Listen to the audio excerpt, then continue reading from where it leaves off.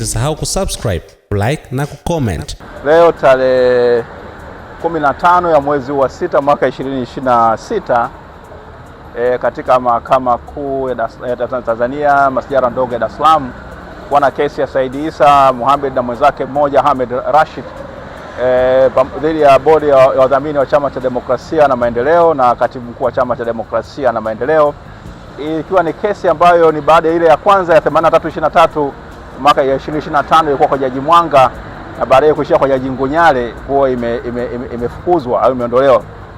Sasa hawa Said Issa na mwenzake wameamua tena kurudi mahakamani, wamewasilisha maombi yao.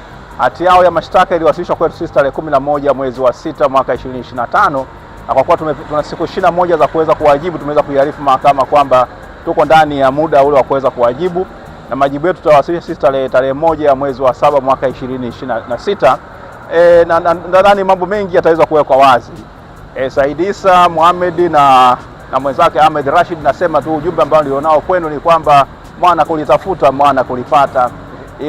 Ile huruma ambayo tulikuwa nayo kama tulikuwa nayo katika kesi iliyopita, safari hii itakuwepo.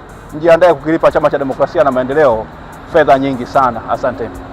Pengine wanasema kuna madai ambayo mmewasilisha pia wakati hati naipokea. Madai yao hasa kwa udokeza ni yapi katika kesi hii? Madai yao ni kama ile kesi ya kwanza kwa msingi tu, ambaye hayupo hapa sasa ni Mama Maulida Ana Komu ambaye yeye ametangulia mbele ya haki.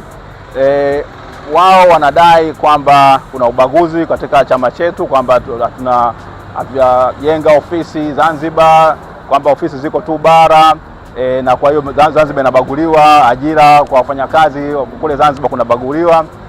Kwa hiyo safari hiyo wamekusema kwamba madai yao yameanza mwaka 2021 na mwaka 2024. Tumeyaona ni yale, lakini na sisi mnafahamu hasara tulipata, ndugu zangu. Tumekaa, chama kimefungiwa kwa siku 309, magari yameharibika, ofisi zimeharibika, wafanyakazi wengi wamepoteza ajira zao kwa sababu ya hawa watu. Kwa hiyo tutawasaidia kuweza kujua maana ya mtu ambaye anakuwa kidomidomi ni kitu gani ambacho atakipata, kwamba sasa uwezo kusababishia chama hiki hasara kubwa alafu tukakuacha hivi hivi. Kuna fedha nyingi sana ambazo tumezikosa. Tumekosa ruzuku kutokana na zuio lao. Tumekosa fedha ambayo ufadhili ambao tulikuwa tumepewa, fedha zimelazimika kurudishwa nje kwa wale wafadhili wetu. Tutaisaidia mahakama uweza kujua hasara ambayo hao watu wametusababishia, na wao tutaomba waweze kutulipa, na wao tunataka kujua anwani yao hapa Dar es Salaam ni ipi, tuweza kupambana vizuri. Asante. Ili kwa wa kwanza kupata habari zetu, tafadhali usisahau kusubscribe, like na kucomment.